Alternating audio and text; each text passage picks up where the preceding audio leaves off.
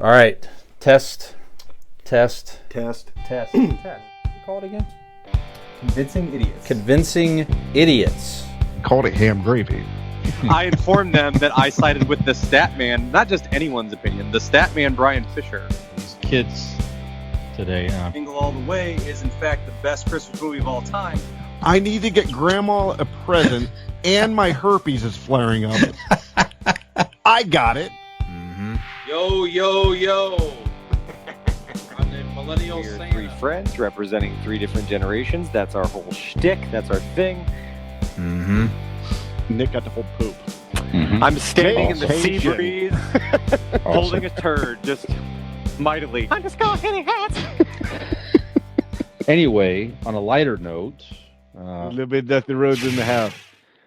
All right, baby, let's get it on. Let's do it. The number one most recognizable man in podcasting. It is Nikolai. Nikolai, start me. Count me down, baby.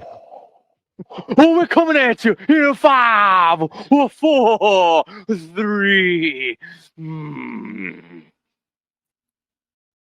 And welcome to the podcast. Welcome to the vodcast. Welcome to the broadcast. Boys and girls, welcome to the show.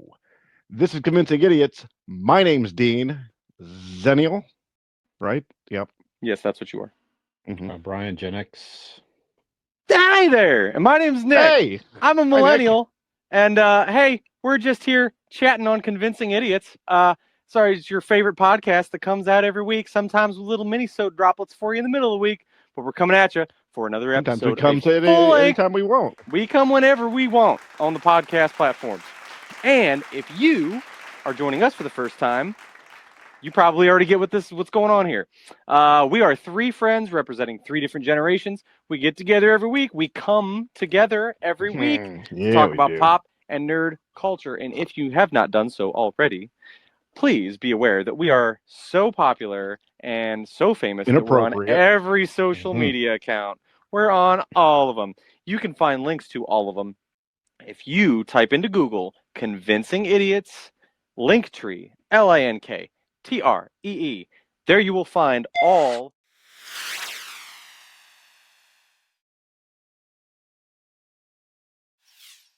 of the aforementioned social media accounts that you can follow, like, rate, review, subscribe, all the things. You can also find places where you can listen to the podcast. All this information is also available to you along with our email address. Almost forgot that one. On our website, convincingidiots.wordpress.com. And you will find all that helpful information there as well as pictures of our lovely faces, ways that you can help the show, and just poke around, just poke at us. We never say no to a good poking, so feel free to do that on the interwebs or otherwise.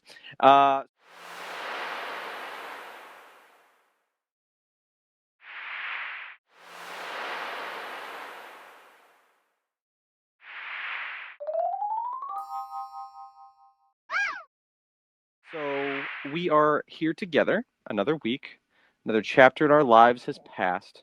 I would like to hear what my good friend Brian's been up to.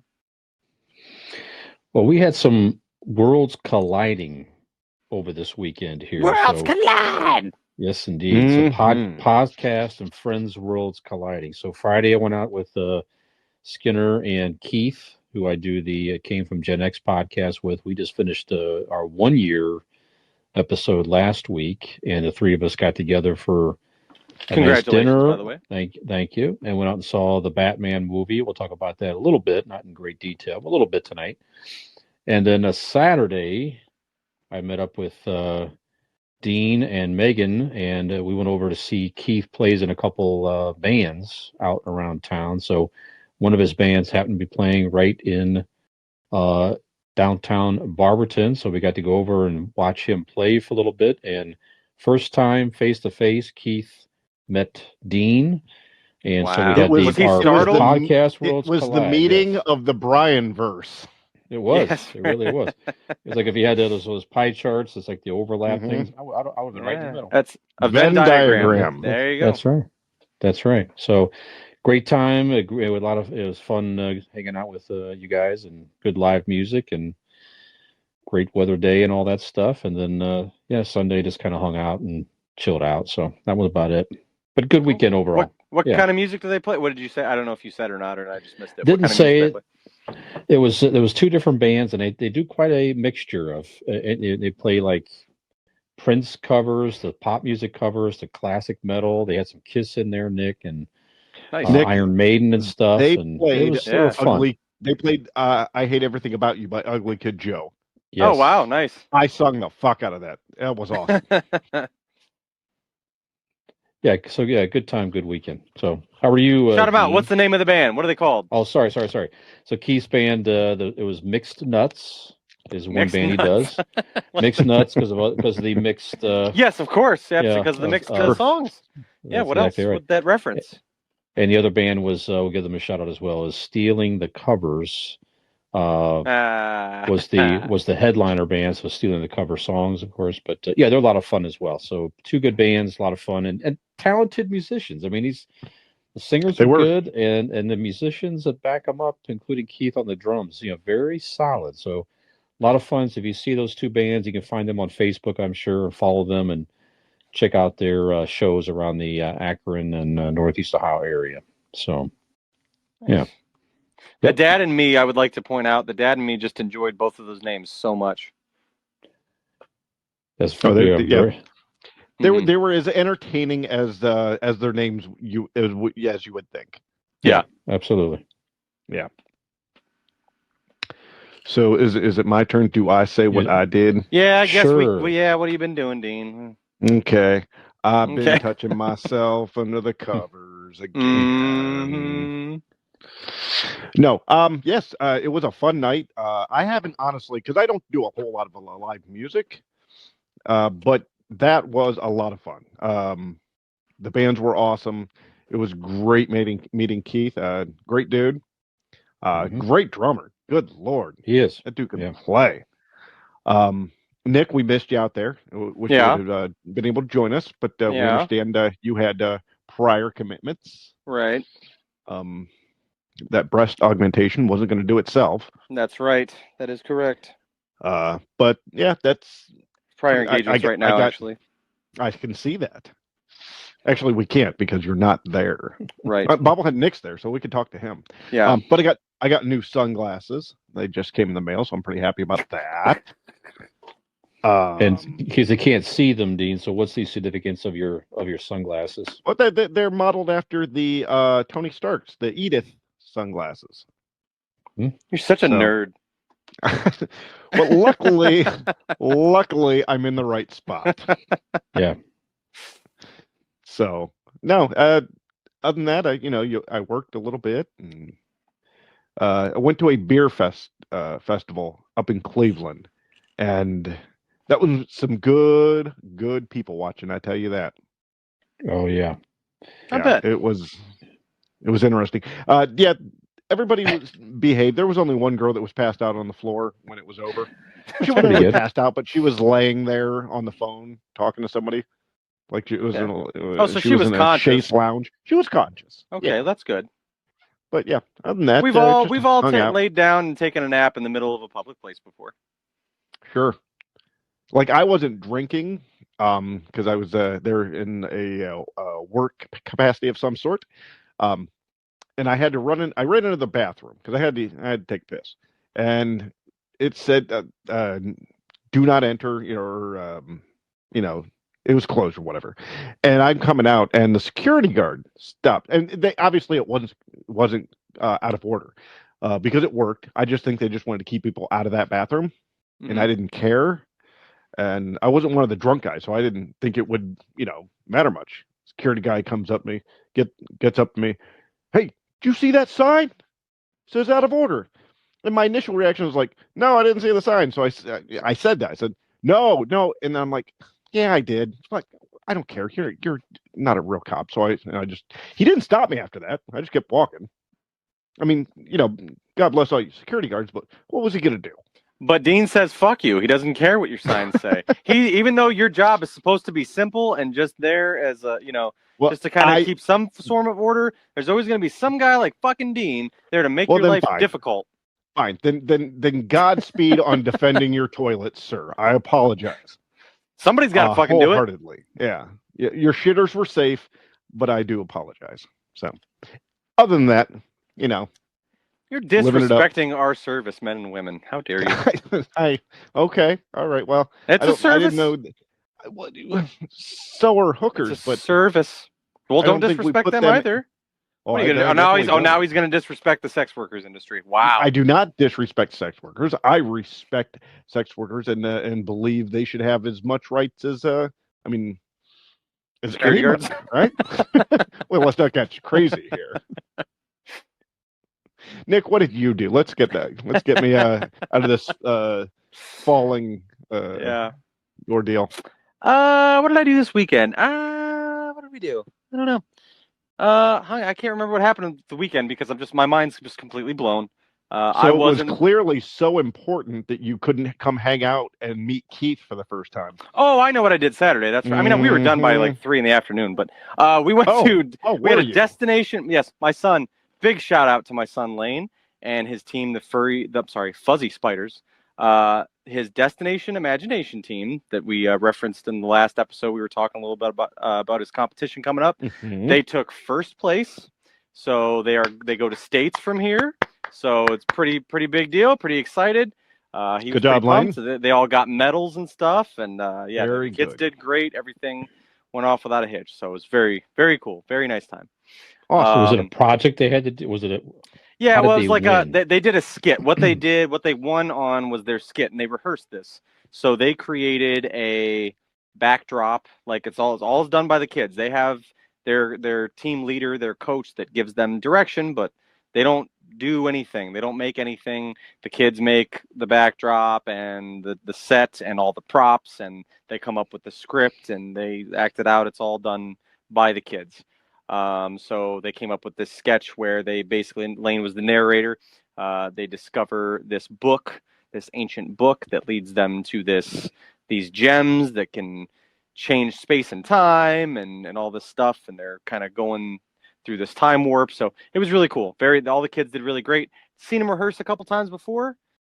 Didn't know how well it was going to go on competition day. Not going to lie, a little concerned for them, but they did it fantastic because they're not allowed once the door closes, the judges are watching and people are in there watching, but there's no direction from adults or anything. They just have to go with it and make it work.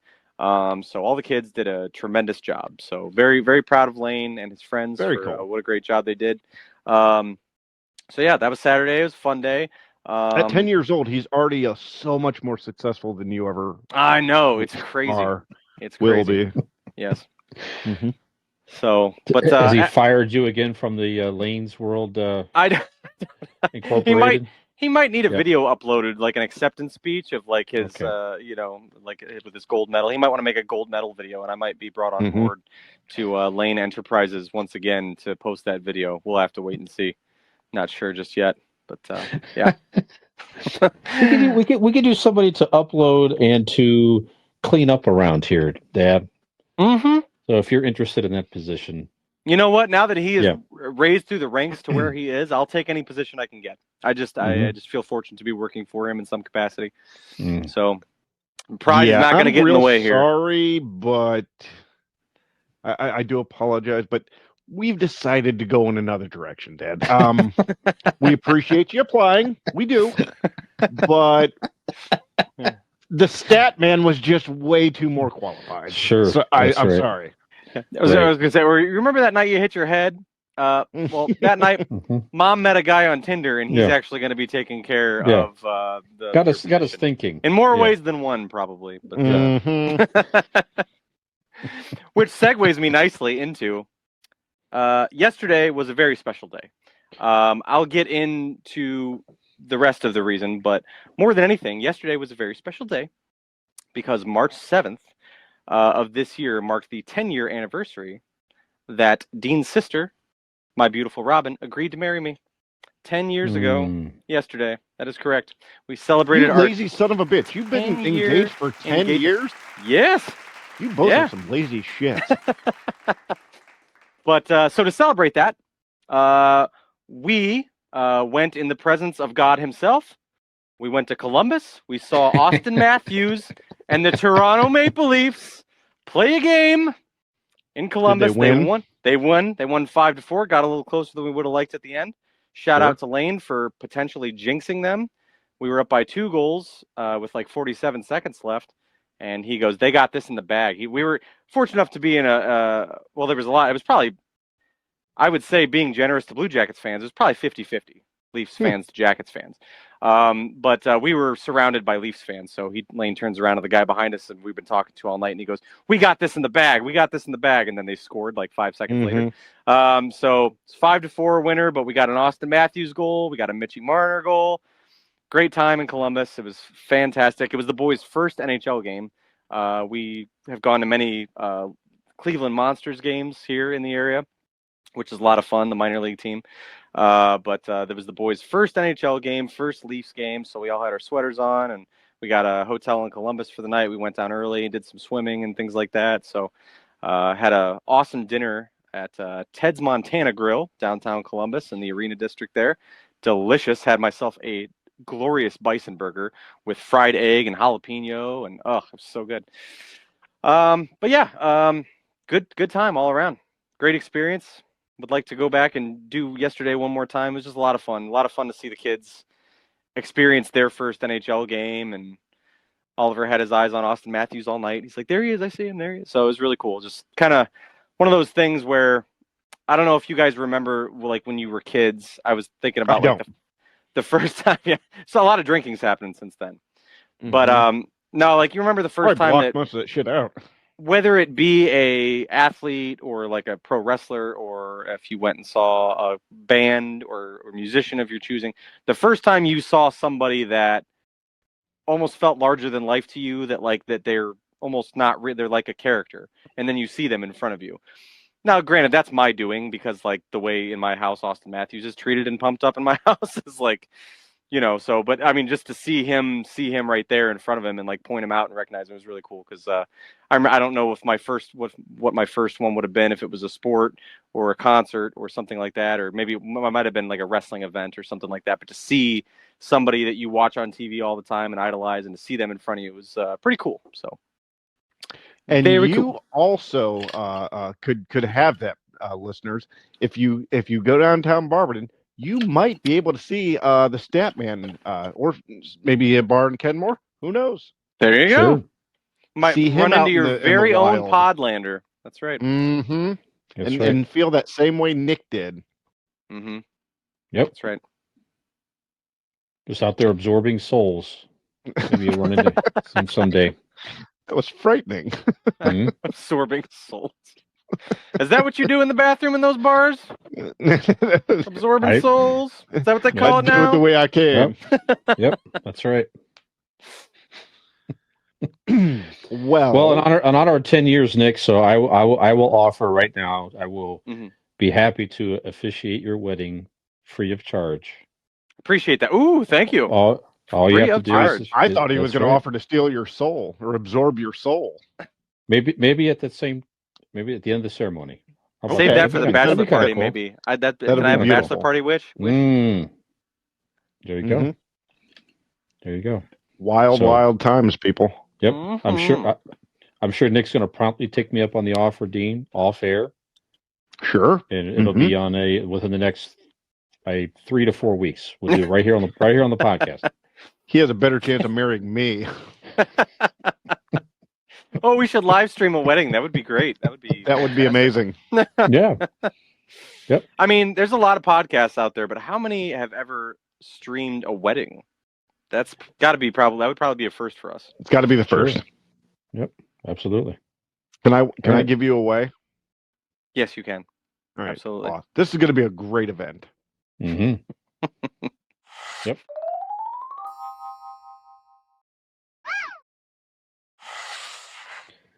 So did you guys see anything noteworthy or worth talking about? I saw Austin Matthews score a goal. It was fucking incredible. Okay, enough. We don't need to. Jesus, this kid. Sorry, the boner won't go away. I can't think. I'd rather think about anything else.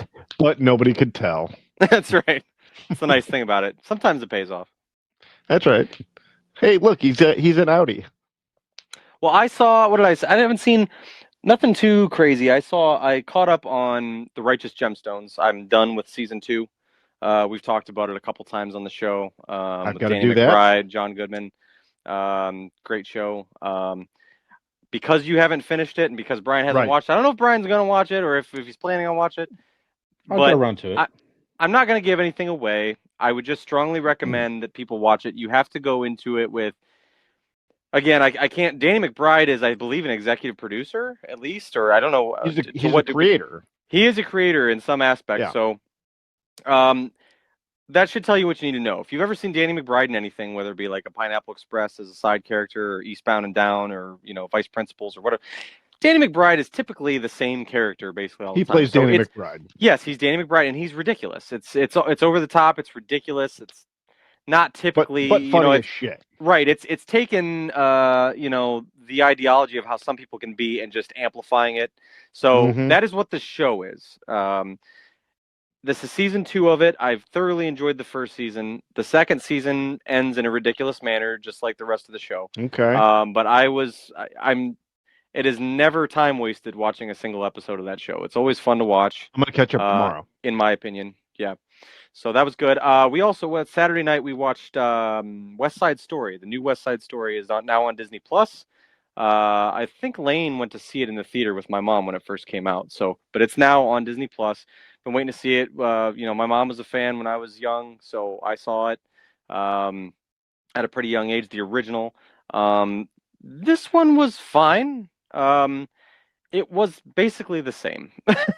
I feel like if you it plays a play, right? Well, right. Well, and Robin goes, I kind of wish they would have. She goes, I'm surprised they didn't get away a little bit from the racism. And I was like, well, without it, that's really the plot of West Side Story. If you get away from the racism, that's exactly what it is. You have to change the words in like the songs. You have to there's a lot of content that would need to be changed. Yeah. So it is no different than the original. It was cool. The original Anita was in this one as an older one, as a different character. So that was kind of cool. Oh, okay. Rita Moreno. Yeah, but it was fine. It was good. I'm a little partial to the first, probably just for nostalgia's sake. But yeah, it was good. I enjoyed it. But like I said, if you've seen the first, you've seen this one. Nothing's really been that updated for you or anything. So, but solid. If you like West Side Story, the OG West Side Story, you'll like this one too. Very good. Well, I will. Mine's quick. I am very late to the party. I'm only bringing this up now because I started a week ago or whatever. But I wanted to watch both movies before bringing it to the review. So I have officially now watched both Kill Bill movies for the first time. Oh, okay. Ooh. Yeah. Have never seen either. They're quite fun. Out. Yeah. They cinematically, obviously, Tarantino's, one of the best. The acting is what it is. It's supposed to be campy and old samurai movie type situations. I can't remember exactly what you call them, but it was a lot of fun.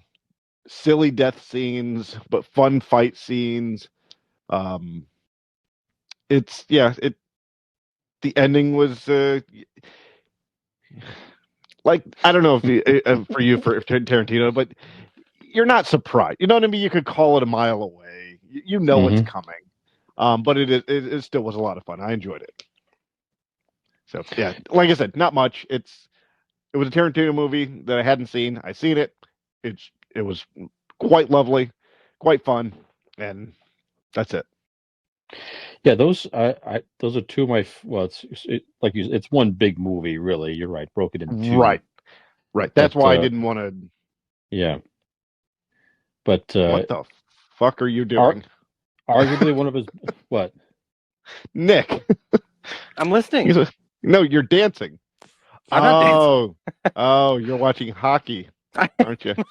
All right. Austin Matthews scored again. The boner's back, you guys. Oh my god. Okay, sorry. I am over there, listening. I am doing listening. this. I'm just thinking watching, but I'm He's listening. doing some sort of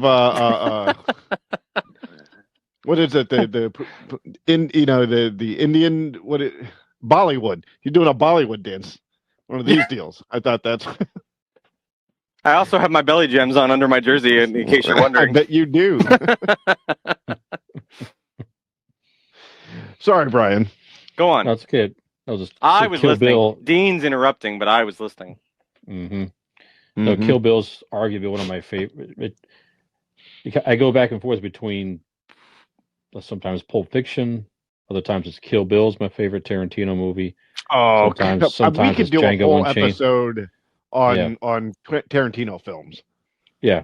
Yeah, my actually, Rushmore is Pulp Fiction, Pulp Fiction. That's the only ones you saw? Fiction and Pulp. Dude, I The think Hateful so. Eight was awesome. I've never heard of that one. Yeah, that was Hateful good. Eight. Mm-hmm. Is that one of those double feature? He did some. Wasn't it their like double feature ones he did or whatever? What? That's Grindhouse and something. No, that was like the cowboy with the cowboy type movie with the. that was Death Proof. Death Proof, and the other one was Death Race. With Proof. Rodriguez, right? Oh. Death Proof with Kurt Russell had the car that he killed people in and stuff, and then the other movie was. Kurt Russell was also in Hateful Eight.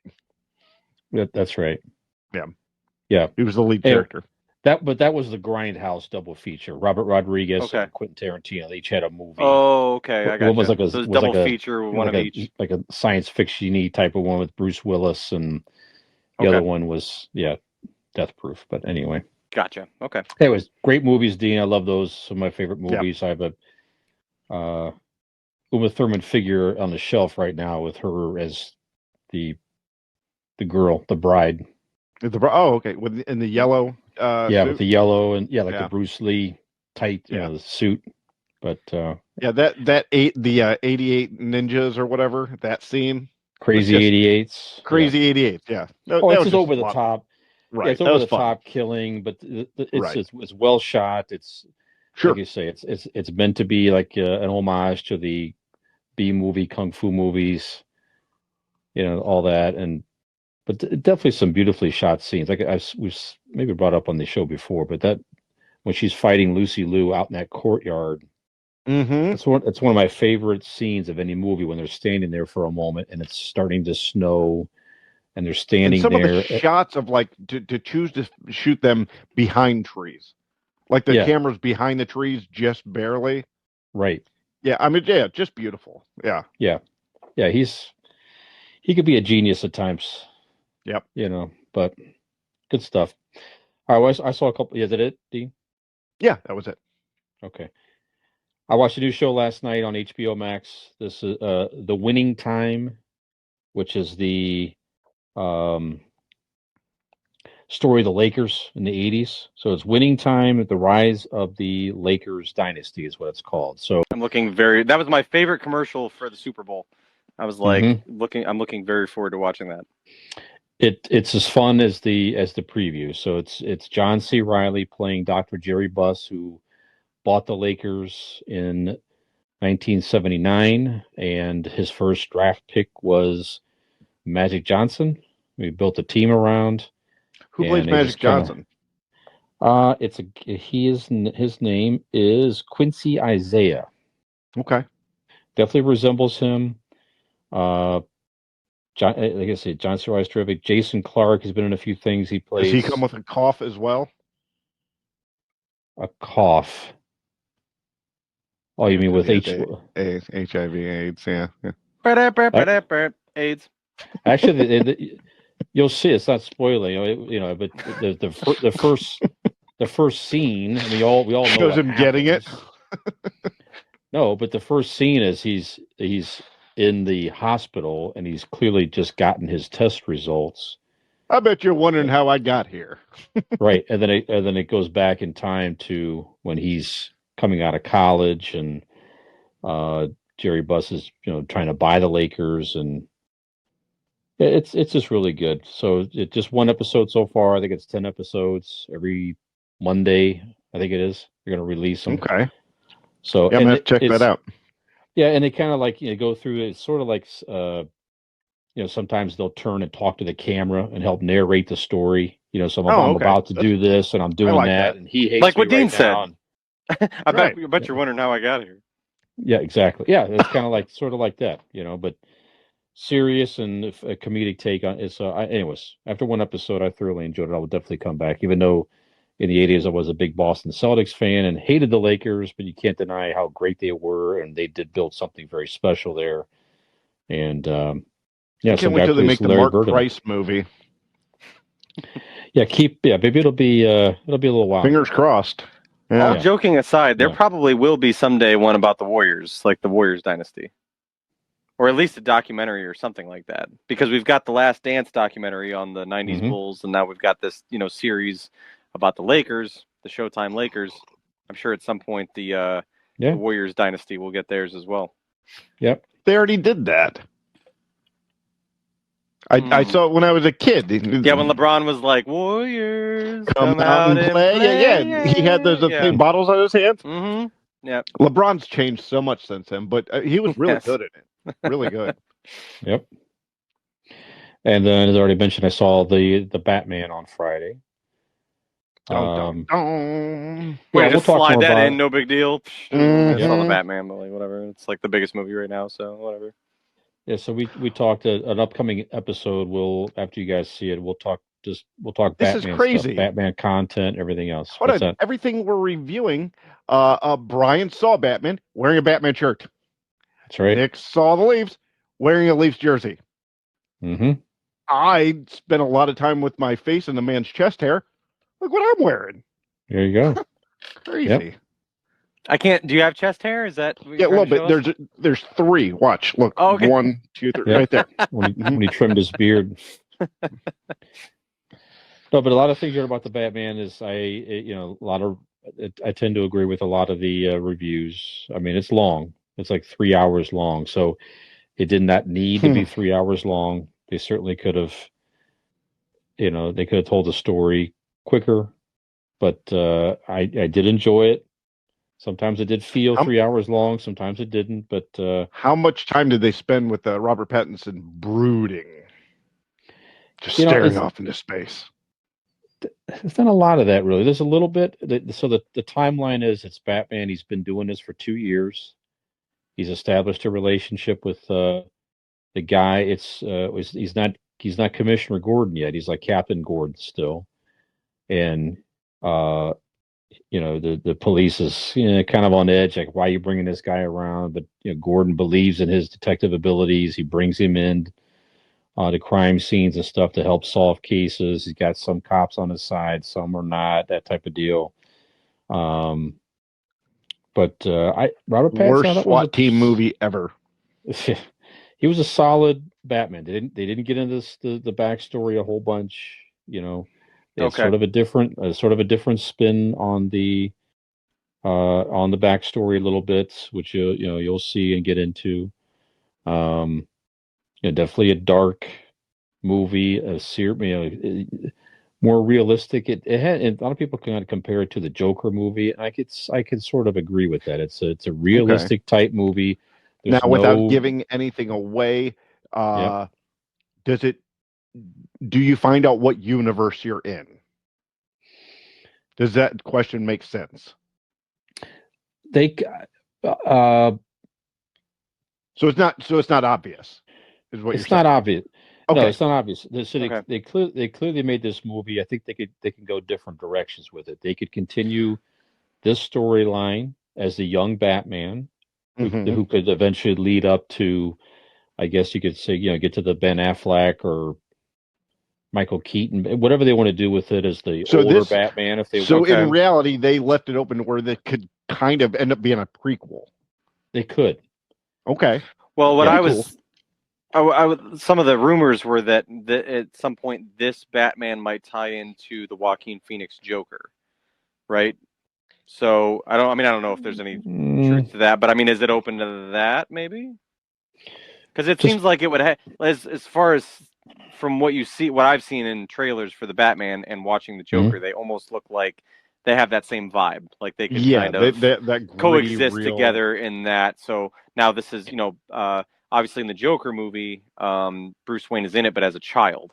So it would be an aged Joker to this Batman kind of thing. But Well, you see in the trailer, and you see guys in the subway right in the trailer, and they're wearing Joker-ish type makeup as a gang. Yeah. So it's like you he clearly exists there. he exists Okay. somewhere in this universe, but the storyline focuses around the guys you see in the trailer, the Riddler, which is a very dark, demented version of the Riddler, and the Penguin, who is getting his own HBO Max series. and he was good. I mean, Colin Farrell was a solid. But you Yeah. would never, if you didn't know who was playing him with the makeup and everything they did with him, you would never know it was Colin Farrell. And Now, Paul is it Dano as the true- Riddler was very good. What's that? Is it true? I'd heard rumors that the twist in there, and Mhm. without spoiling it, the twist is that he takes a bat, bites it, and the bat becomes Human Man, and puts glasses on and gets a tie and a little briefcase and works a 9-to-5 job. Is that Wayne Enterprises. accurate? At Wayne Enterprises, is this accurate? That is not accurate. Okay, damn. I'm I will afraid. give you money right now Yeah. to make that movie. I know, right? Afraid not. Well, there is a man bat in There the is, DC yeah. universe. There is. Yes. Man bat? It's, All Yeah, right. he's There the is a big man- there hulked is. out looking bat, like with the cut off jean shorts. Yeah. Mhm. All right. And Zoe Kravitz was a solid Catwoman. Just good actress. She's solid anything. I I'll didn't tell you realize that. that was Zoe Kravitz. Yeah. Yep. Hmm. Very, very sexy and a great take on Catwoman. So I think when we get into the other episode, I think let's compare actresses who played Catwoman and Batman and all that. But anyway, if you're a Batman fan, I think you'll enjoy this. I walked out of there thinking it's in the top 3, 4 Batman movies that of all time. So Okay. Well, my dad watched it and he said he liked it a lot. Mhm. But he was saying that he goes they focus very heavily on the detective. He goes, this could have been a detective murder mystery movie. He goes, they could have, realistically, the heart and soul of the plot, in his opinion, was that they could have it could have just been a murder mystery movie or something like that on its own without Batman involved. It's just did that he is glow of Batman any kind of sort? thing. Yeah. What's that? Did he glow? Like, was he shimmering at any point in this movie? Nope, none of that. Okay. But your dad's right, Nick. So yeah, that's at the core of Batman. Batman got his start, as we know, in Says Detective your mom. Comics. Ask her what I mean. She'll know. Mhm. But it was nice to see him go back and use those skills again in this movie to decipher the Riddler's riddles and to piece things together. Very good to see that type of stuff again. So I feel like that was anyway. emphasized a lot. Like growing up watching the Batman animated series, you saw that a lot. Now I don't know. I didn't watch the Batman like the Adam West thing, but I assume it's pretty prevalent in that as well, where he's putting things together, finding clues to find the bad guy, and all these things. But they did that a lot in the Batman, the Adventures of Batman or animated series or whatever it was called. There was a lot of that. So, but in the movies, you don't see it as much. It's more of him in the Batcave, and yes, he uses his tech and his things that he has. More at his about beating disposal as people tools. up, and Right? But you see more of the action, and I guess from a movie standpoint, that's probably in most cases what people tend to gravitate towards when they're making a film, and they go, well, you want the action, you want this, you want that. But yeah, that's true. I mean, in movies of past, they don't really focus as much on that aspect of his character, that he's a detective. Yeah. Yeah, Michael Keaton did in the first Batman. He had him do some of that stuff. So he solved some stuff that he had to decipher the Joker's to figure out Smilex, and he come up with an antidote and everything like that. So that, but the point is that's what we want to see. That's if you're a true Batman fan, you like that side of him to where he can go out there and kick your ass. On the other side of it is he's a very intelligent guy that has those abilities to, and again, the police use him in the movie to help crack cases that they're struggling with, So now another I like rumor that I whole heard, dynamic. and you can kill this rumor if you need to. But I also heard that it being primarily a detective story, that the majority of it is in black and white, and he has an office where he wears a fedora and he drinks a lot of like bourbon. And a woman comes in, probably right, and to ask him to sign on to a case. And there's a lot of noir-looking shadows and stuff. Is this true? Not true. Oh, damn it! I really got to stop listening to my cat. Fuck. Yep. Yeah. Actually, what I Although- heard the biggest change was in this that people were talking about. You know, is a bit controversial because some people liked it. They thought it was a little more eco-conscious and things like that. Other people were mad that it was so different. But I guess in this movie, he does not, in fact, have a Batmobile, but rather a Bat electric bike. And people were saying that, you know, this is really great because it's good for the environment and things like that. It's electric, and this is a great way to transport him through Gotham City. And when asked about this, I guess the filmmakers said that they went to our good friends at RPM Bike Shop, located in Carrollton, Ohio. If you have not checked out RPM Bike Shop yet on Facebook, oh my God, please do so. What are you waiting for? Go search RPM Bike Shop on Facebook or give them a call, 330-808-7792, to get your very own Bat Bike today.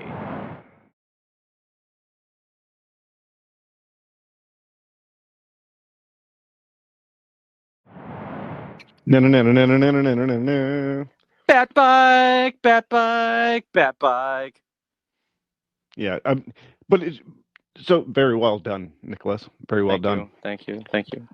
So they did. So it was enjoyable. I mean, a little long, right, Brian? Yes, asking you. absolutely. Yeah, don't I would recommend, you know, again, like I said, it's long. So go see it at a time of, don't go, if you go see the 9-10 o'clock show, forget it. I mean, unless you're a night person. We went to the Unless you're 8 not o'clock. like 70 years old, then you might be able Unless to. you're the Well- Batman. Well, again, there's points it definitely feels 3 hours. So we went to the 8 o'clock show, and that was pretty good. If I hour or two later than that, it'd have been a little tough. But yeah. But Now another rumor go see that the cat's telling me. You can stop me if this is not true. That there's a bonus content. You know, the post credit scene right at the end where Commissioner Gordon, you know, the newly crowned Commissioner Gordon, walks up to Batman and looking at all this destruction that happens. Right. You're not saying no, so I know this is true. And he looks over and says, huh, "Damn it, Bruce," or probably Batman. He probably doesn't. He's Bruce Wayne. "Damn it, Batman. I hope you have insurance." Batman says, "You're goddamn right I do. It's Blake Insurance." Because Blake Insurance is an Erie insurance agency located in Barberton, Ohio. They provide auto, home, renters, business, and life insurance with honesty, decency, and affordability. Erie Insurance is above all else in service. Call 234-571-5359 or visit BlakeInsuranceLLC.com for your free 5-minute quote today. And make sure the Batman sent you. Fire up that Blake signal.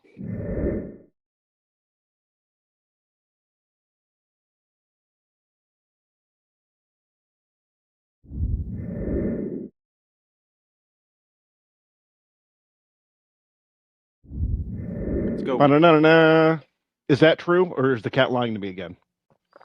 The cat is lying to you again. Damn it. He's Yep. fired. Yep. I'm done taking Oh. movie advice from him. I will tell you that no post-credit scene Okay. worth staying for. Nothing. Okay. So My throat hurts. there you go. Never get tired of hearing that from you. That's right. That's right. All right. So that's what All you right. saw, Brian, eh? That's it. All That's right. I was trying to think of a riddle that has something to do with two bad segues, and I can't think of one right now. Mine So was bad. That's okay. Aw. Mine might not have been a bad. I knew I couldn't do Dean the just segue. piled on. I was like, "You gonna do it in the same damn segment? Come on." Well, I realized actually I looked at the time. I'm like, I don't want to do it in the second half. Yep.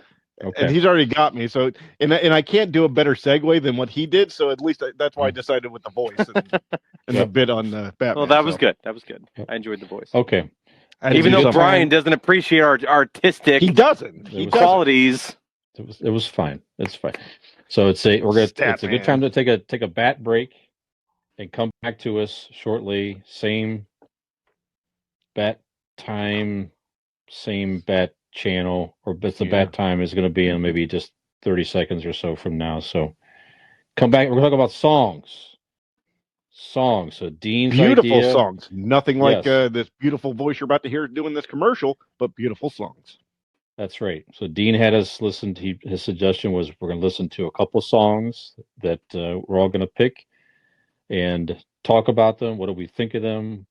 Why do we pick those songs and stuff like that? So a completely different idea for us. So we're going to come back and talk about that in quicker than you could spray on some bat shark repellent.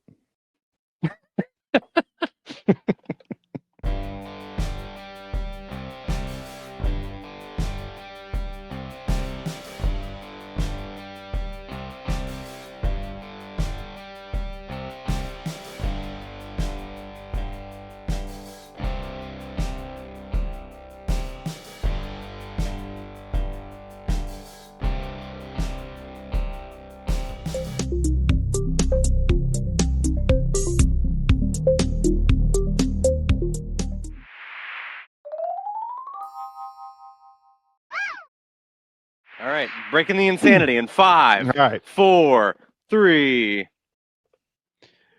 And welcome back to the podcast, baby. Commencing idiot. This is I am the Xennial Dean, and we have the other two. Tell me who you are. Or do we do this in the second part? Gen X Brian, also known as Dusty Loads. Thank you. No, Dusty Loads. I am Millennial Nick. I'm just enjoying the show. The shit show. Ladies and gentlemen, again, I don't bring us back from break ever, so I'm new to this. I'm learning. But I'm bringing it back because I'm going to describe. I had this idea. I feel like learning is a high aspiration for you, but okay, cool. It's very difficult. I'm a fucking moron. Actually, I'm an idiot. But I had the idea that, all right, here's the premise.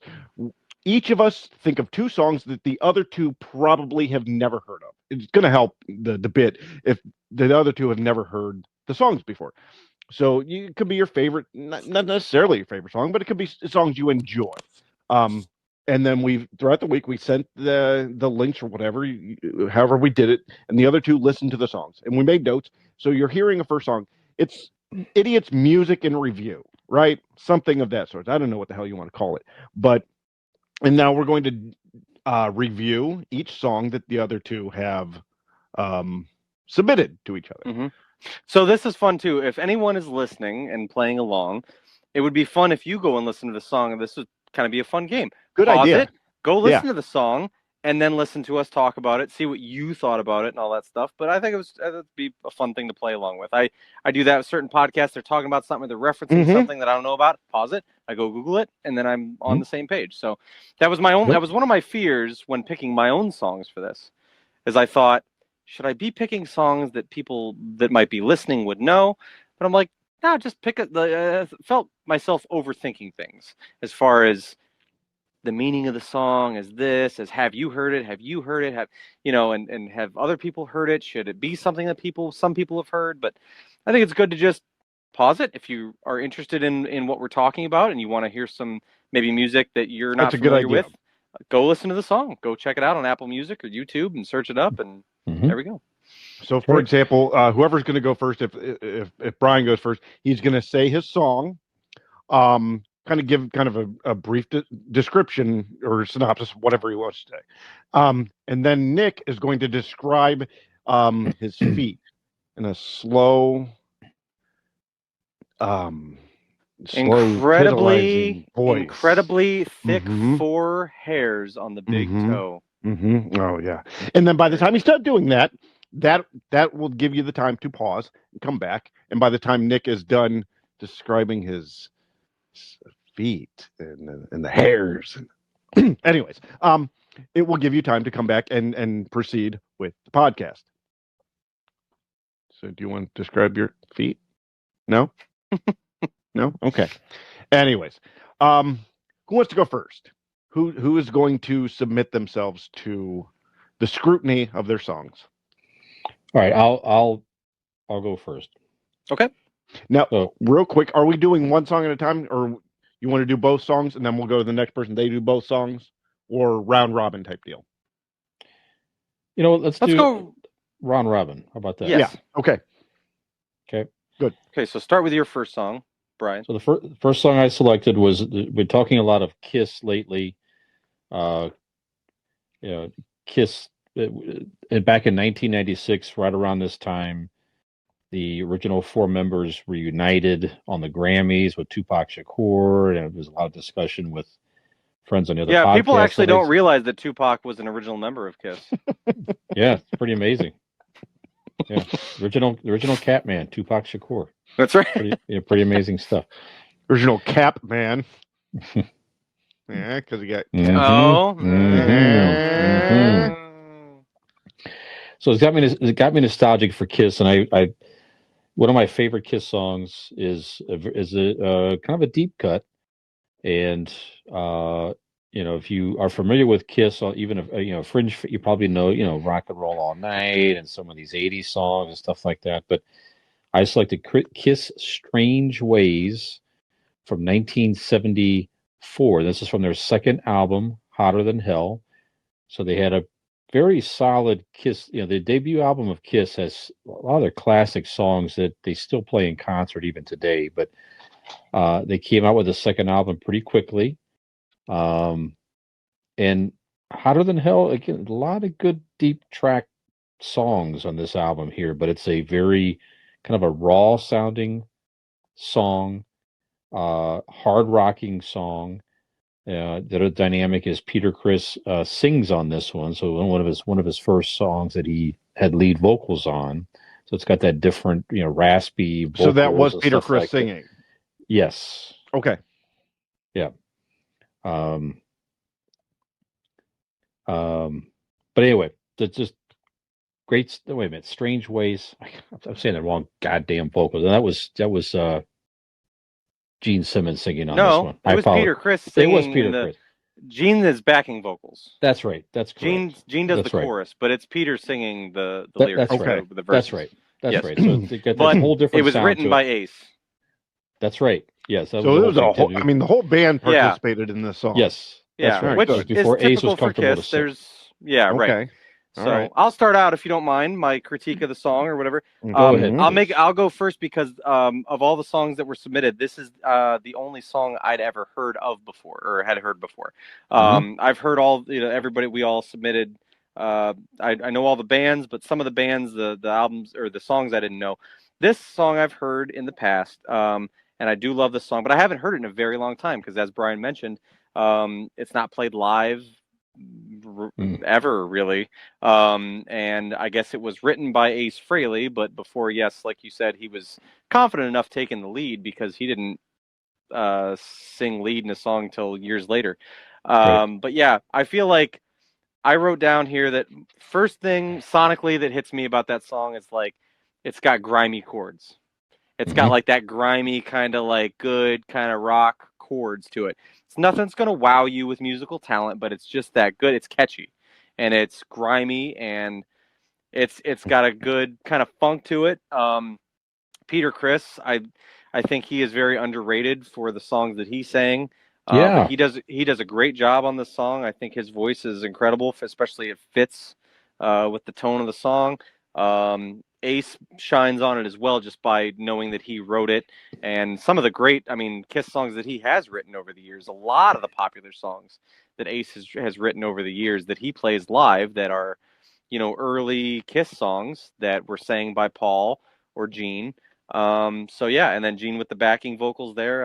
Definitely a good song. I don't really know what more to go into it, but yeah, just like I said, just grimy chords, good jam. It's nothing too complicated or complex or crazy, but just a great song. It really represents early Now, Nick, did Kiss, you know 70s Kiss to me. you had heard this Mhm. before, though? Yes, yeah. Okay. But it's been a long time. I mean, it's But not it's been one. a long time. Okay. If you told me to like sing it to you at a bar, I would be like, I know of the song, but like I'm Okay. not, I'm not that Cool. familiar with it. I couldn't like sing it to you, and I kind of forgot about it, to be honest with you. Like when you Okay. sent it, and I'm like, "Strange Ways" by Kiss, and it took me a minute to realize what album it was off of. I'm like, I know the chorus of "Strange Ways," but I didn't remember that it was on Hotter Than Hell, or couldn't really sing the rest of it in my mind. So when I revisited it, yeah, it was cool. It was very good. Okay. Good. Can I go? Yes. Okay. I first of all, I want to start up by saying there is a live version. If you go to the YouTube and go to the first whatever that comes up, you'll hear the version, and then And if you let it it's- play and to the next one, there's a live version that Peter Criss was doing live in concert, and he brought Ace Frehley, or vice versa, and they brought him up, and they did a duet of it. Yeah. Years later. Okay. They were Yeah, I out was gonna say without it looked makeup and stuff. relatively recent. I mean, within the last probably 25 Right. Maybe a Kiss years. I mean, convention, it's Yeah, maybe maybe. something, but it was fun. Mhm. I'm going to say this. I start this out with a question. Was this, and I'm just going on based my first initial reaction of the song, right? Was this garage band era Kiss? Like, was this them starting off like in their garage? You know what I mean? Because it Second album, sounded yeah. very raw, like Nick said. It sounded Mhm. very, very different. Well, but this was it wasn't garaged per se, but Okay. they just put their first album out there, okay, and Casablanca, right? It was a new label, took a chance on Kiss, and signed them on as one of their premier acts, thinking they could make it big, and they just weren't catching on album sales yet. So they quickly thought, let's get another album out there fast so we could try to get some traction here and Sure. get something going. So this second album came out very soon after the first album. So Okay. it feels like it wasn't as crisply produced as maybe the first one. It was definitely more that grungy and stuff like that. That's what I wanted to say about this Yeah. was actually that leads into my next comment is it's a very solid 70s sound. Yes. Like Kiss has its own unique sound. This, I mean, yes, I'm not a big Kiss fan, so I don't know a lot of their even deeper tracks, but this one I enjoyed because it sounded different. It sounded like 70s grunge almost, if that makes sense. Yes. In that case, I would encourage you to go listen to their early stuff because all of it sounds like that. Absolutely. Okay, I enjoy it. Lyrics weren't complicated, but Right. not a lot of them were back then. Not just for Kiss, but for many 70s. I mean, I also have. Was this in Dazed and Confused? Because this easily could have been like in the background in the movie Dazed and Confused, and it would have blended right in. Like it fits that. I feel like there might right? have been a Kiss song in there, but there wasn't this one. Okay. I think you're right. I don't believe this one. I'm not sure, but yeah. I didn't think it was, but I'm just saying it fits in that frame. And then next, if you close your eyes, I mean, I know we're not listening to it, but if you gentlemen close your eyes, you could definitely picture and see a mulleted Brian Fisher sitting Indian style next to an 8-track player jamming out to this song. Do it right now. Close your eyes. You can see it? Of course you can. Although I don't see him sitting that way. I see him sitting crisscross applesauce because that is the PC way to say it. No. But he was doing it in the 70s, so that's how you say it in the 70s. Okay, well, back in the time, there you go. Back in the time. You got to go with the times, Nicholas. Yeah. You got to go with the times. I would say as a side note is what Dean was saying about that grungy 70s. To me, and I might be partial because my exposure to Kiss was on vinyl, but I feel like to me, I'm like that early Kiss. Like there is no music more suited for vinyl and for a record player than like that early Kiss. Like hearing that crackle, That song would sound that awesome. sound Yeah. was just kind of made for that. So, but yeah, I in my as I have mentioned in episodes past, I have a record player that I have recently purchased. That is going to be on my hunt when I go to the record stores. I would like to find some old Kiss albums. I don't know how Mhm, easy or difficult mhm. that's going to be to find, but I definitely want to get some old Kiss records for sure. But yeah. Absolutely. So, Brian, Wait, if so it, did you like the song or no? I did, did you enjoy I it? did Did you for like what it? it Okay. was. For what Okay. it was, I did enjoy it. Okay. All right, All right. Nick, do you want to go next? Yeah, I'll go next. So the task at hand was to give you guys two songs that I thought you probably had never heard. And I just, like I said, I started thinking different bands, different things, different song. And I'm like, play it simple. Go with your favorite heavy band, go with your favorite hip hop artist, and just pick out a song of each that you really like for different reasons. So I'll start off with Go ahead, please. Okay. So my heavy band, I'll start out with that. That was the first link I sent you. My favorite heavy band is Parkway Drive. I sent you guys a song that I felt was probably a little on the lighter side as far as being able to understand the lyrics. So I sent you I Hope You Rot by Parkway Drive from their most recent album, Reverence. So go ahead. What did you think? Brian, I just did my review. Nobody wants to keep hearing my stupid voice, so why don't we break it up by you going first? Yeah, I've not heard this song before. The second I Have you heard of the completely band before? nope, Okay. nope. But when I saw the title of the song, it made me smile because I figured I knew what I was going to get from a Nick selection here, and as soon as it came on, I smiled because I'm like, "There's 1,000% the type of song Because that that's exactly I what I'd pictured." asked him earlier, and Yeah. he said something screaming and metal. Yeah. Yeah, it wasn't that. It wasn't that. I mean, it wasn't. I honestly thought it was going to be a lot harder and Sure. worse than what it was. But yeah, for me, I like thrash metal up to a certain point. The super hard and heavy, the super growling and all that type of stuff. For me, it's just not quite in my wheelhouse, as we've mentioned before. Like Slayer and right around that speed and sound. I like that stuff. That's about as far as I'll go. I say I really enjoy and can listen to. Mm-hmm. And this was right around that level. So I did Yeah. I enjoy tried to it. keep it a little Yeah. more. It was on the bubble of. I don't want to. Nothing they do is like mainstream, but it's like it's more on the side of. It had the, Yeah. the chorus and the catchy hook and the, Yeah. Right. it was more understandable than some of their other stuff. So I tried to, for your listening, to give Yeah. you a taste of them without going full bore, I guess. Yeah, it's modern. It's good modern thrash Sure. is what it is. So They call that metalcore. okay, I Metal don't core. know. I There you go. don't Yeah. know all. Okay. I really don't know what the song was all about, other than somebody wishing that somebody would rot, which was Mhm. perfectly fine. There's been certainly many songs that I grew up with that was Did not along the disappoint. same line. Mhm. No, it did not disappoint. I did enjoy it. Again, if you don't like hard rock thrash metal, you're not going to like this song. Nothing's going to pull you into that world and make you enjoy it in any stretch of the imagination, probably. But if you do like it at all, you will enjoy it. It was, like I say, had a good hook, had a good riff and everything. So I did enjoy Parkway Drive. I hope you rot. So, Dean, what did you think? And it was a good representation of Nick for sure. Yeah.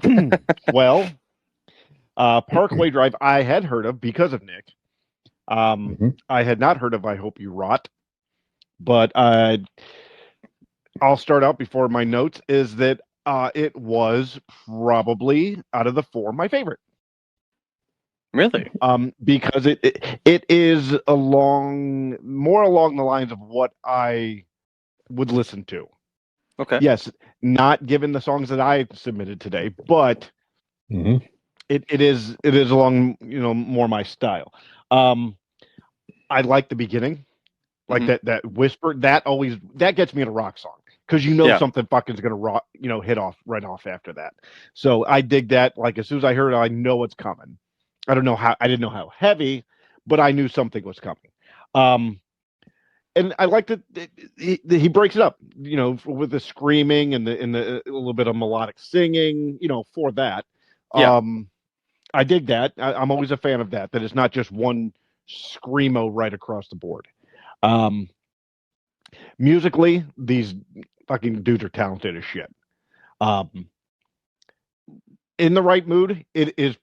I mean, that's like if you're looking, you're driving down the road in a summer day with fucking windows down, just you could rock that out and just fucking jam to it, right?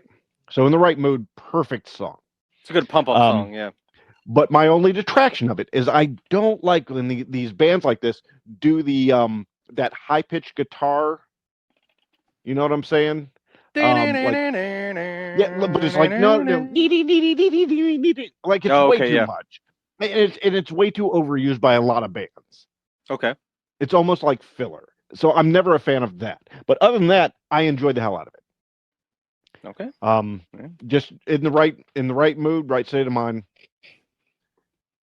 Huge fan. Very good. All right. You convinced me, Nick. That's the point of the Yeah. show. Look at that. We've gotten away from that, but that is, I think, the point of the show. It is. Well, both of you so far has convinced me. I'm going to seek, especially on vinyl. I would like to get like that album on vinyl for Kiss, just to see how that sounds on vinyl. Yeah. So a great far, you album both on convinced vinyl. me. Brian, have you looked through? I don't know how. Is it difficult or easy or like how to like find Kiss vinyl? Nick, like I mean, eBay. Yeah, eBay. eBay. Yeah, eBay's where it's eBay. at. Yeah, but yeah, it's Well, definitely because out there. vinyl's come back. I've already looked on eBay for Sure. certain albums and certain things, but like the price is pretty crazy. So I'm wondering if the more you get into vintage albums with vintage forms of playing those albums, is it difficult to find, or is it are they everywhere? Like when you go to the exchange, the record exchange, the exchange, Yeah. CDs for a while. The older the CD, the cheaper they would be. But now it's almost like that whole thing has flipped on its head. Yep. Where the older something is, the more like untouchable it is, and it's like That's right. crazier to find. So, just kind of curious. That's why when people pay us, they're gonna have to pay Brian a lot more than us. That's right. That's right. That's right. Vintage. Or crackly and everything else. All right, A little Dino. wobbly when he spins. Yeah, that's right. Dino, introduce your first song. All right, I am gonna go with one of my favorite bands. Back in my 20s, I was into Godsmack and Disturbed, and two of my favorite bands. But I discovered this band in the mid 2000s. I think they were on Saturday Night Live or Jay Leno or something. I don't know, but looked them up, downloaded their first two albums, which I love. The band is called Blue October. And this song is called Overweight. Now, I enjoy it. I mean, this guy, both albums are pretty much about his recovery from like drugs and alcohol. And that's what this song is. This song is an apology to everyone around him, to all his friends and family who had helped him through it. And it's a thank you for everybody. Like the lyric, I'm happy that your happiness is no longer about me. I mean, what bigger apology is and a thank you is that? You know what I mean? Yeah. Like you're now happy, and I'm glad that it's not me doing it because I've been so toxic to you. So I like deep lyrics. I like, and this guy is really good at writing them. So, Blue October, Overweight, gentlemen, what do you think? I will start out. So sonically, when I heard it, I initially felt that it had kind of a bluesy tone to it, which I really liked. But also like when I think bluesy, I don't think this next one, which was bouncy, it kind of had a bouncy tone to it at certain points. It did. Which was pretty cool. I liked it. I've obviously heard of Blue October. They had "Hate Me," which was like a Yep. big single back 2003, 4, 5, somewhere around there. And to give you a heads up, if any of you dig this, the band and the song "Hate Me" or the band Blue October, that whole album "Foiled" is ridiculously good. Yeah. If you dig this music or that kind of music and that song, They have a new song that I really like a lot. It's called "I Hope You're Happy" or "Happy" or something Yep. like that. It's incredible. I It is. really I heard it on the radio one day and I'm like, man, that's a It good is song. good. It's just very good. But anyway, this Yep. song, bluesy, bouncy. I like that you told us the backstory because I actually what I got from listening to the song was that I was under the impression that he was helping someone through their recovery. Mhm. And he felt that like maybe he only took them as far as he could or something like that. But yeah, I knew that obviously have heard the backstory of him and knew that he had addiction issues and things like that. Yep. But yeah, I liked it. I've not listened to a lot of Blue October other than what's been on the radio. Sure. Other like I said, that the newer song I really like a lot, the Happy or Hope You're Happy. But yeah, I enjoyed the song. I thought it was really good. Like you said, their stuff is definitely lyrically very forthcoming, very raw, which I always appreciate about it. Any type of music. So I definitely enjoyed the song. I thought it was good. Right on, Brian. Yeah, I agree. I mean, I'm not that familiar with the band, but like I say, the lyrics are pretty deep. Is that reoccurring? I wrote down here is just just it kept talking about removing the weight of another. I didn't quite realize that was him. Really, it seemed like maybe Right. because he's He was the weight. removing the weight by getting himself well and removing the weight as a burden on others and all of that. So, but yeah, I thought it was good lyrics, good sounding music, and it would make me want to go back and listen to more of their catalog for sure. So Right on. yeah, so Cool. yeah, enjoyed it. Yep. All right. Well, I think that goes the first round, gentlemen. Yeah. We're going to go back to Brian.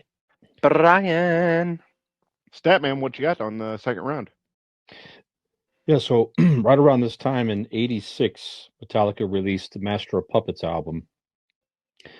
And for them, it was, certainly, arguably one of arguably their greatest album, depending on who you talk to. A lot of people think it's that. A lot of people think it's maybe Ride the Lightning or a couple other ones. But uh, that album definitely was the catalyst to them just hitting it big time. They went on tour that year with Ozzy Osbourne, and before you know it, they were headlining on their own, and they never looked back. But the first couple albums, they had well, not their first one, but Ride the Lightning and Master of Puppets, and actually the next one, and Justice for All. They put these instrumentals on the album, and they kind of got away from that, which was too bad. It was sort of a thing they were doing.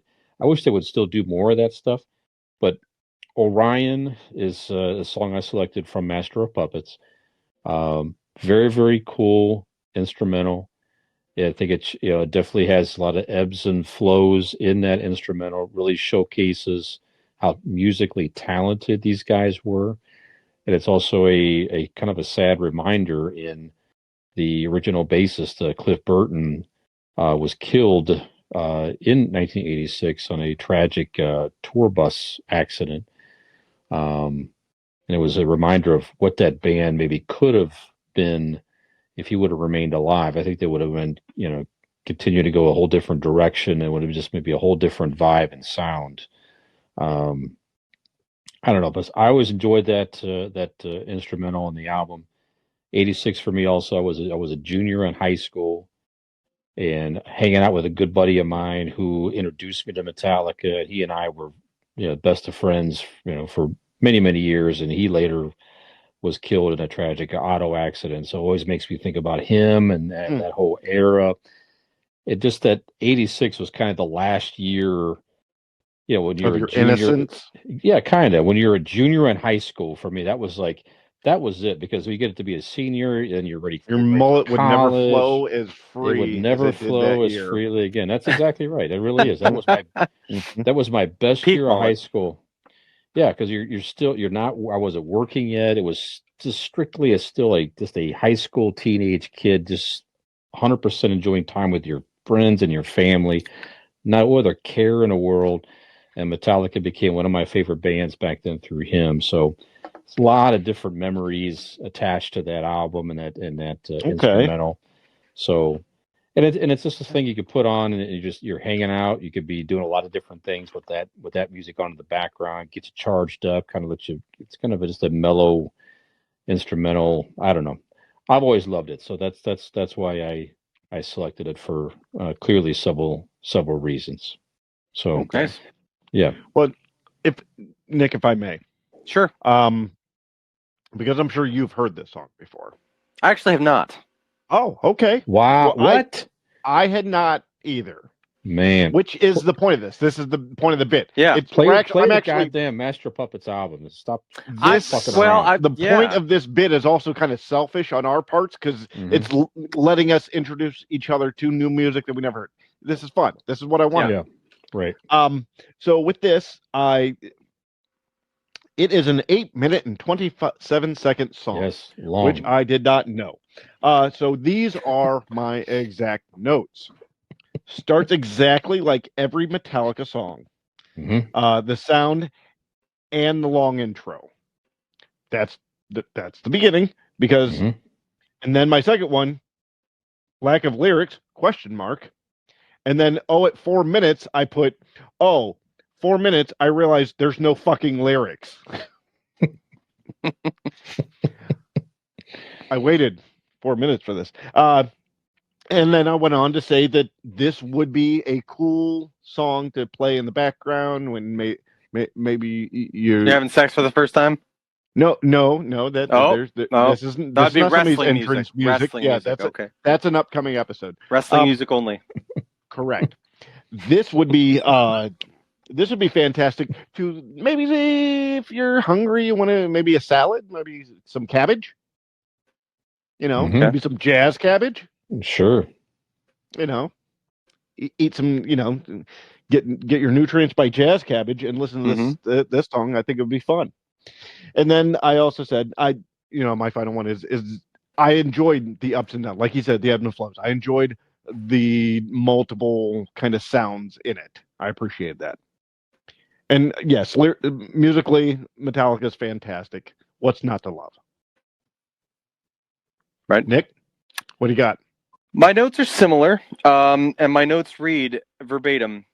First note right off the bat, intro kicks all the ass. It does. It kicks all the ass. The intro is fucking incredible. So I would like to preface this by saying, I'm not a big Metallica fan. I don't like Metallica. I don't particularly care for Metallica. Okay. I appreciate what they do. I think they suck as people. I appreciate what they do. Give me Dave Mustaine Metallica. That's typically where I'm at. But the intro is fucking incredible. It's so killer. And then like Dean said, I'm waiting for lyrics. At 4 minutes, I realized not only that there's no not Hold that on, there's no Nick, lyrics. real quick. Did you fast forward it all? No. Or did you wait it out? No, I sat there in the moment. I closed my eyes. I listened to the song. Okay. I'm just vibing with it, right? We're just going. It's I was awesome. just making It's I killer. fast forwarded honestly. I'm like, this is bullshit. There's got to be 2 minutes. At No. 4 minutes, Two what more I minutes. noticed No. Like, more what than the fuck? anything, 4 minutes is a hard turn to the change. You've got that Yes. and you got that killer build up because it does. The first 4 minutes makes you think something's coming. It Right. makes you think something's coming, and then at 4 minutes, it changes and it like kind of the chord progression changes. It kind of lulls and it's there's your jazz cabbage zone. We're gonna call that your jazz cabbage zone. Guitar It's at the easier end. if you knew that that's what you're listening to. There is. I don't want to call didn't it have that ability. Yes, right. I don't want to call it a solo because everybody else is still playing. It's not just a solo, but there is a guitar piece at the end that is so technically sound. It's incredible. It's great. It starts off as like an anthem. it's a charge into battle for the first 4 minutes, and then it it kind of like leads you into something else, and then it picks up at the end, and there's a great guitar solo. What did you say it was? 8 and some minutes, eight minutes and some seconds. Yeah, 8:25, I believe. I've thoroughly enjoyed it, and 8:27. I will say, as I think sometimes when I look at Metallica, I get caught up in the persona of Metallica. So Sure. I think I write off Metallica in a lot of ways that I shouldn't. And after I listen to this song, I mean, I'm familiar with the album of Master Puppets, right? The Lightning, Kill 'Em All, stuff like that. I know the hits off of them, but I've never listened to these albums in full. I've never listened to Master of Puppets in full. So hearing that made me think that I probably should. And I'll go ahead and be cheesy and say, Brian, you're one idiot that has convinced another to go listen to that album. Good. But no, I really enjoyed it. Actually, of all the songs that I listened to, this one was probably my favorite, just because it was that heavy, grimy, and it was, like I said, it was a Metallica song I'd never heard before because I haven't listened to some of the deeper tracks of Metallica, but I really enjoyed it.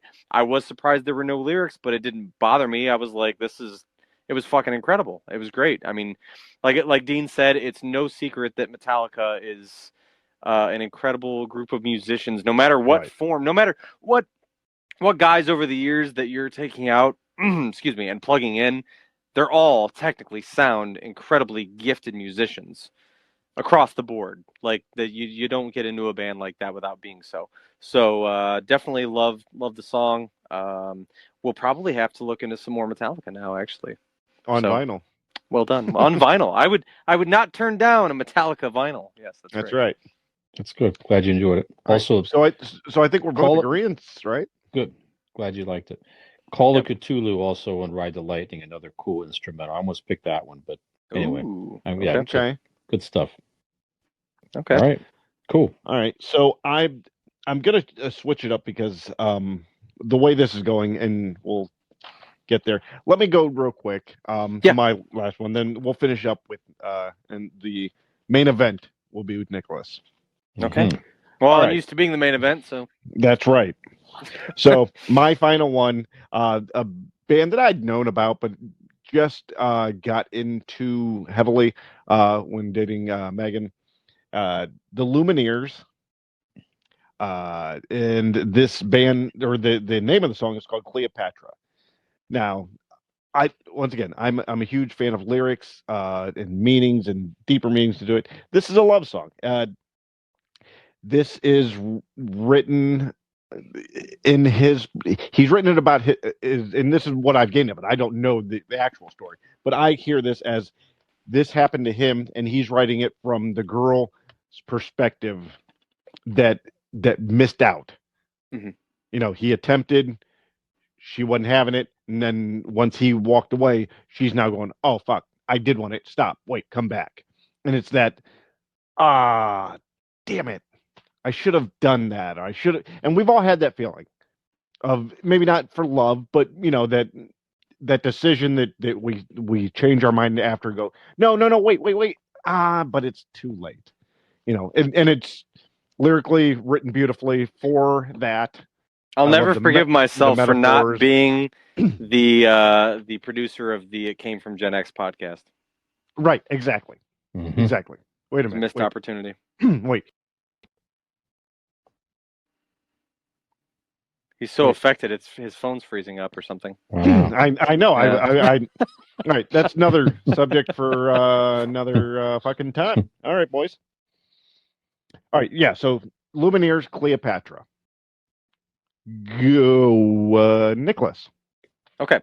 I enjoyed the song. Familiar with the Lumineers. Great storytelling. Yeah. Great song for storytelling. Made me sad. Sure. It did. It was a somber song. It was sad. Yeah. I also watched the video, which was the old lady taxi cab driver, and it made me very sad. But it was good. It was a good song. It sounded a lot to me. I mean, there's no mistaking it's the Lumineers. I don't know if it's because I don't have an ear for that type of. I don't know. What would you call the Lumineers? Are they like folk alternative or something? Yeah, maybe? that's a good. That's a good way to. You know what I mean? Yeah, like I like them. They're a good, easygoing band. Mumford and Sons, that Sure. Head and Yeah, they would Heart. tour with a band like that. Sure. Yep. Kind of, yeah, just folksy, like old timey, kind of a little bit touch of that. But I like the song. It reminded me a lot of the other Lumineers song. Did they sing that Gloria song? Gloria. Yeah. It reminded me of that in the cadence of Sure. it. I thought it was very similar to that. And then I know I don't know the name of the song, but they have another big song on the radio. Oh, hey. But Oh, huh? hey. Yes. I've been trying to run. Yep. Yeah, right. That's them. But yeah, good band. To me, like I said, I don't know if I just don't have an ear for that kind of music. All their songs kind of sound similar to me. They all sound kind of the same cadence and the same, flow of it. Okay, But sure. I enjoyed the song. I thought it, like I said, great storytelling. Very sad, but like you said, it's relatable to a lot of people. As far as just kind of, a missed opportunity somewhere, might not be in the love department, or might be in, Right. this thing in life that you didn't do, or, but it was a good song, good storytelling. I enjoyed it. I thought it was nice, good, easy listening music. That's a good, good pop a bottle of wine and chill out on a deck and listen to the Lumineers. To play with the vibe of this bit is that I do have it on vinyl, and this song does rock on vinyl. It's pretty awesome. Oh, okay, cool. Yeah. Awesome. Very good. Brian, thoughts on the Lumineers? Yeah, similar feelings. So yeah, very melancholy song for sure. I got the lyric here. It was like something along the lines of, "I was late for the love of my life, but I won't be late for death." Basically, it's Right. like, wow. Yeah, that's heavy. So it's like a person in an assisted care facility or a nursing home or something, talking about the nurse, taking him back to his room. It's just a 2-room place wherever he's is at the moment, just reflecting on missed opportunity and stuff like that. So yeah, it definitely made me reflect on some past relationships that failed. And Right. I think that's what those types of songs, Yeah. that's what those bands of those types of songs are supposed to do. You know what I mean? Sure. Yeah. But then it Make makes you you stop reflect and on, think and remember. Yeah. absolutely makes you reflect on the appreciation of, who you're with, and to avoid that scene. That's one of the worst things I could think of in life, is to, when you're old, to be alone and die alone somewhere like that would be ugh. But yeah, that's what it's supposed to do. It's supposed to, that type of song is supposed to invoke I'll be those there to hold your hand, feelings. Brian. Thank I'll you. be there. Thank you so much. We got you, Podlander. Yeah. Brian, did you put the last episode up? It'll be me. Brian, Yeah. check your phone. And you reach over in your dying breath. It's a picture of Dean's nuts as your wallpaper. And we're like, haha, got you, motherfucker. That's it. We're on both sides of him. Hold Yep. our hands. Those aren't your hands. It doesn't matter. Keep holding. Yeah, it's a fine way to exit the earth. Now would be a great time to start seizing.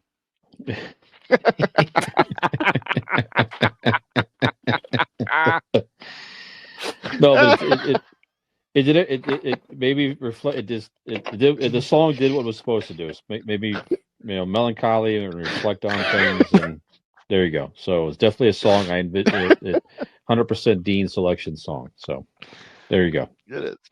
Okay. I win. He's crying. Okay. I'm glad you liked it. He's so happy we like it that he's crying. That's It right. means so much to him. Oh shit. Okay. All right. This is what you get when you get an okay joke and banana flavored bourbon, everybody. Okay, fuck you. That's a great joke. Whatever. That was okay joke, my joke. ass. That was great. That was a beautifully crafted and you well-timed dying joke, with a my seizure friend. and jerking us off in the process? funny. That's incredible. Come That's on. gold. That's comic funny. gold. It's Come funny. on. Yep. All right. That's funny. He just mad because he wants to do it now.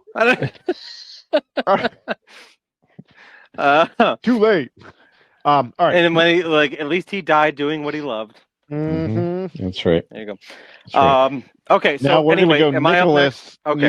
You are next. Up next and last. Okay, so I picked for my final selection my favorite hip hop artist, which this song, once again, I tried to cater a little bit, is not as hip hop or rap, aimed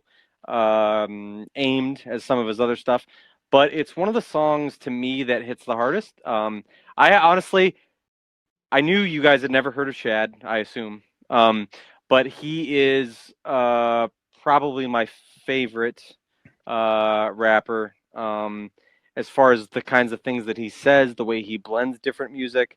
And honestly, this was the hardest thing for me to pick. I knew I was going to pick a song by him, but I didn't know which one. So I just decided to go with one of my personal favorites. It strikes me as just a very heartfelt song. Shad is the type of artist that kind of aims his lyrics more towards the basics in life, things of that make you happy, as far as not so much equates to success, but rather to things that fulfill you, artistic freedom, things like that.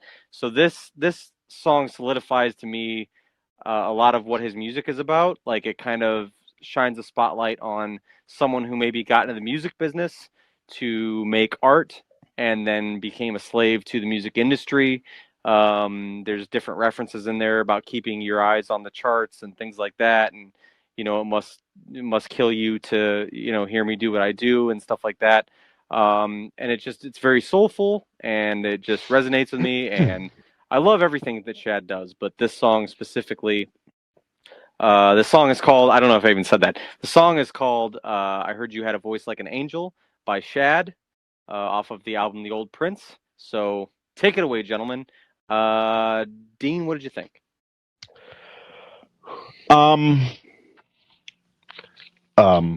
Okay. We're giving our honest opinion here. Mm-hmm. I'm not going to ad lib this. I'm just going to read my notes. Starting with, is this the kid from Nelson's singing? Remember the kid who had his own Spotify thing? Oh, the rapper kid, the SoundCloud rapper. Okay. Okay. That was my question. Is this him? So that's a no. Okay, so we'll mark that as no. It's a little disrespectful. Second one I have written is, are you fucking with us? You didn't like the song? Next one is, do both of these guys that sing on this work at the same local gas station? No? Okay. Okay. All right. Next one I have written here is, are you fucking with us? Okay. All right. Now that's I know, this is my next thing I've written, I know you listen to better music. Wow. My next thing is, it's a little too long. Jesus. A little too long. And what was up with the two different songs? Like, at the end, it kind of switched to a different song. Like, it switched stations. Yeah. That was weird. Okay. Okay. Yeah, and then my next one is, are you fucking with us? Okay. No. Okay. No.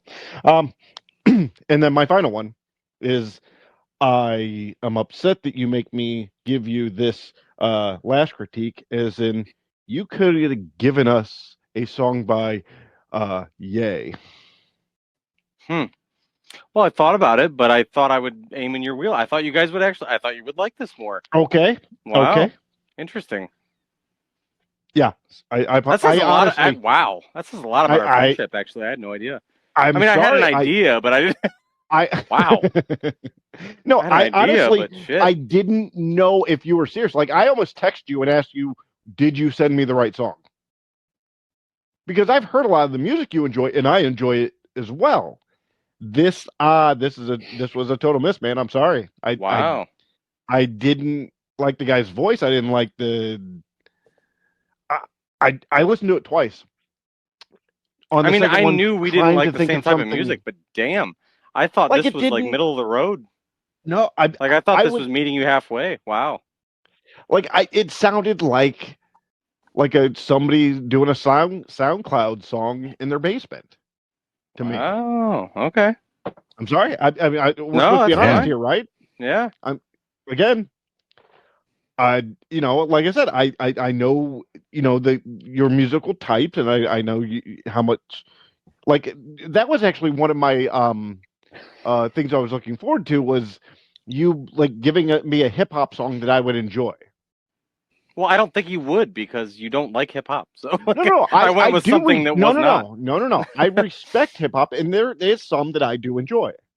Like, I may not like him as a person, but I can admit that Kanye West is a brilliant motherfucker, and I can admit that Kanye West makes good music. It might not be my go-to, but I can admit that it's good. I actually, one of my hidden musical enjoyments is DMX. Well, Jesus. All right. I'm just saying, is I do enjoy hip hop and rap. Okay. It's not my go-to, but I just this I didn't get. I'm sorry. Okay. My Well, that apologies. makes a lot more sense. I can no longer approve you dating my Yeah, sister. there's a lot less artistic appreciation revoke- going on here. Okay. I revoke all. What do you mean? If your blessings. barometer's at DMX, then I get where No. we're coming from. I was giving that. I'm not saying he's my favorite. I'm just saying I back in the day I enjoyed. Okay. Yes. You're that okay. type. My Okay. my Yes. my favorite. I once considered you a reasonably intelligent human being. No more. It's gone. No. My favorite hip hop artist is Lupe Fiasco. Right. So, I mean, I don't know what you think about that and where Right. that puts me on it, but Right. yeah, DMX. I was giving an example of like an extreme side of like rougher, Yeah. rap or whatever. So Okay. Yeah. that's just my opinion. All right. Dean or Brian, what'd you think of? Jesus Christ. Now, if you didn't like it, don't feel free to go easy because Dean was so harsh. What'd you think? Yeah, no kidding. What did you actually think? I don't like hard hip hop type rap.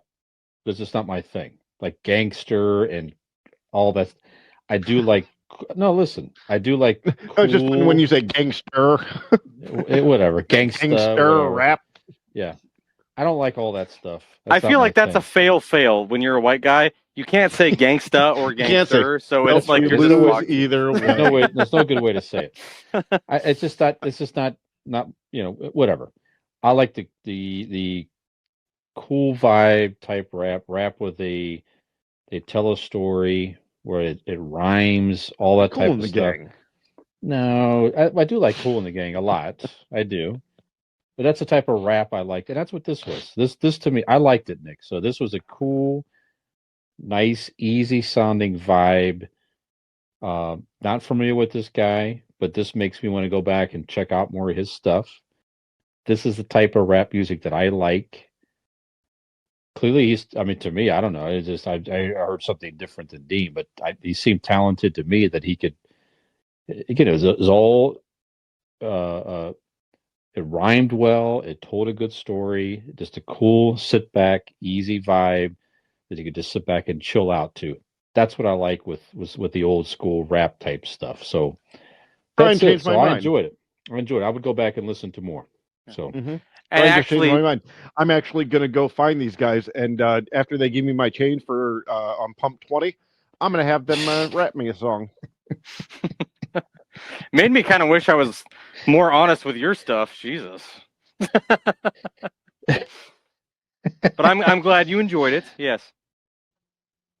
yeah, so there you go. Well, there you go. Convinced me to listen to more. There you go. Is that There it? we go. Yeah, got one. Got one. At least one of us to do it. Right. And the other one thinks you're a fucking moron for I didn't say that. listening to it. I didn't Yeah. say that. I mean, I think it, but I didn't say it this time.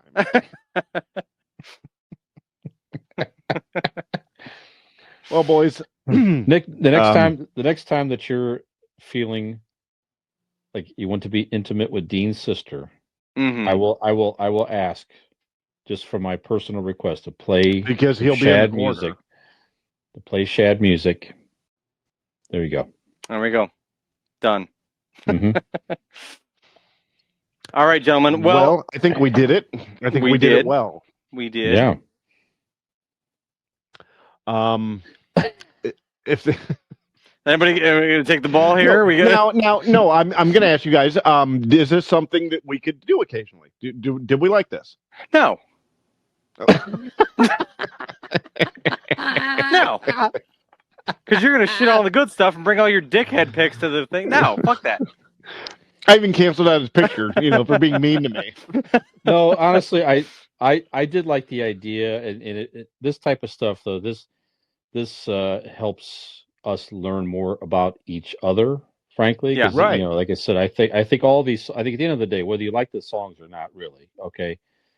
The music that we all selected definitely help represent us as what we're into as human beings and whatever. There's a zillion songs we could select, I'm sure. Right. Sure. Yeah. But it is a good way to get to know each other a little bit and to talk through the music, why it's meaningful to you, And for our how it listeners, made you feel. I think it's good. Yeah, get to expose know people. us. Yeah, or if anybody's out there listening that wants to hear different music than what's outside of their normal, genres I or love their box that they're exposing in. myself. Yeah, absolutely. If you think Nick's a fucking idiot for enjoying Shad like Dean, then please we want to hear from you. And if you have an opinion and didn't listen to these songs, fuck off. Frankly, Right. how about Yeah, that? How right. about that? Huh? Yeah. How about that? But seriously, if you have music out there that if you offer a suggestion to us and you want to hear us critique a song or something you like, Ooh, that'd be fun. yeah, let us know. Yeah, we'd love to talk about it on the show. Do idiot reviews on musical Yeah. selections that anybody would like us to hear, things like that. Or Or if you've have- heard we this have and thought listeners- that, we want to get one goddamn email. Okay. hey, my buddy Phil from Somebody. hockey emailed us like a long time ago. He did. That's right. He We want did. another one. In 2022, we want Okay. at least one goddamn email. You guys. Here's my request. request. There you go. That's right. Go ahead. Listeners out there, send us your sex tapes, and then we will critique it live on air. Huh? That's not a bad deal, right? It could be a very bad deal. Come on, I'm the idea man here. Come I on. have zero interest in that, but yeah. What if I send you mine? Oh, we all send each other our sex. No, that's not work. I'm not gonna watch Nick's. We've seen you in action. It's not the best. First of all, I wouldn't call it action. All right, but no, Dean. In all seriousness, a good idea, enjoyable, except when you berated Nick. Come on, I thought we were supposed to be honest. Except when I about was this. bullied incredibly, unfairly. Fucking snowflakes.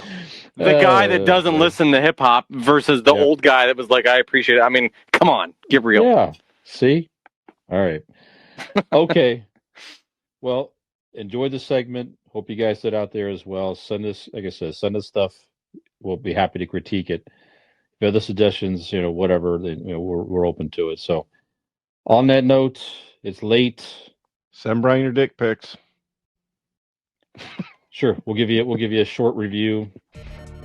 Hey. Yeah, that's right. Nick, where can we be found, sir, out there? Well, we can be found on SoundCloud because that's where all of our music can be found. On SoundCloud, just search Convincing Idiots. Do we have a SoundCloud yet? Do we have I that? don't think we have a SoundCloud. I don't think so. Well, in lieu of a SoundCloud, If please neither of us know, I'm going to guess. go to Google and type in Convincing Idiots Linktree, LANKTREE. You will find links to all of our social media accounts as well as our email address and where you can listen to our wonderful voices via podcast. Also, that information can be found on convincingidiots.wordpress.com. So, for another episode of Convincing Idiots, I am a millennial. My name is Nick. Are you? Go I'm ahead, Brian. Gen X Shad Brian. Dusty Loads. Dusty Loads, aka Dusty Loads. Are you fucking with us? I'm the Xennial Dean. Have we convinced you to broaden your horizons and listen to new music? And the Dean is a bully. What? No. Mm-mm.